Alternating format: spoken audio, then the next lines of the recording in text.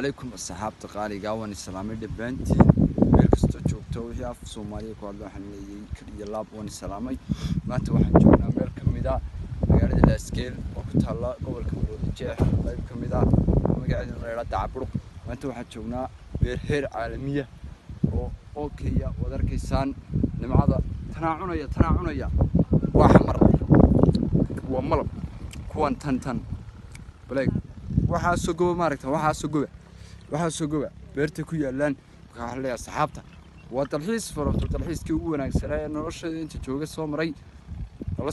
socda waxa la diid waa kii bariga dhulka noqday maaha bagarays imika dawan hayaaba soconaya wallahi isagoo nool baan waa lacag socota waxa la leenahay asxaabta dadku u baahano يومك naga soo kordhiya taagay $100 niyo waxay $100 bilyan $100 baan ma yana waanu jabin asxaabta waxa la macaan qaadana waxay qaadanayaan xafada geesan wala tagay والله قاعد واحد بالتي